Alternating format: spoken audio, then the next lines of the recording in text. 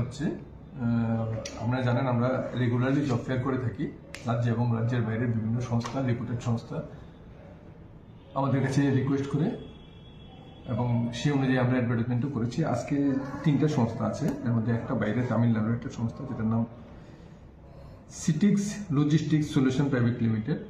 Total 270টা পোস্টের জন্য আজকে আমরা ইন্টারভিউ নিচ্ছি। 3টা সংস্থা আছে, এর মধ্যে তামিলনাড়ু যেটা বাইরে এটাই 200 পোস্টের জন্য নিচ্ছে। ডিফারেন্ট কাইন্ড অফ পোস্ট আছে এখানে। তো বেতন ক্রম ধরেন 13,500, 15,200, 17,000, 13,000 ইত্যাদি আছে।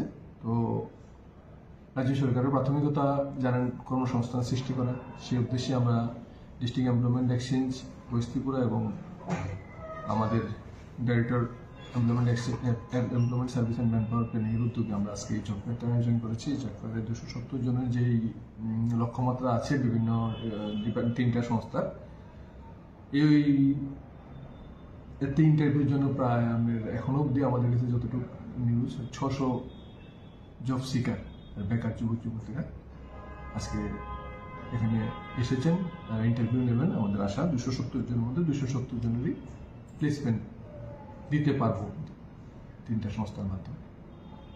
তো আপনাদের মাধ্যমে আমার একটা রিকোয়েস্ট, কারণ আমাদের ত্রিপুরা তো বড় কোনো ইন্ডাস্ট্রি নেই, তো যার ফলে বাইরের ভালো ভালো সংস্থা আমাদের ত্রিপুরা ছেলে মেয়েদেরকে নিতে চায়, কিন্তু আমাদের ছেলেমেয়েরা এখনো বাইরে গিয়ে চাকরি করার যে মানসিকতা সে জন্য এখনো মেন্টালি প্রিপেয়ার্ড হয়নি।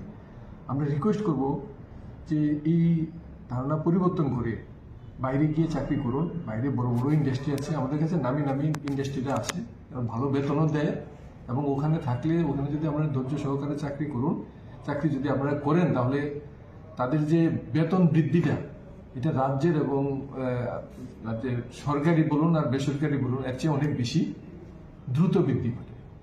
আমরা অনুরোধ আপনাদের মাধ্যমে আমাদের বেকার যুবক যুবতীর তারা যাতে বাইরের যে সুযোগ সুবিধা আছে এটা যাতে গ্রহণ করেন।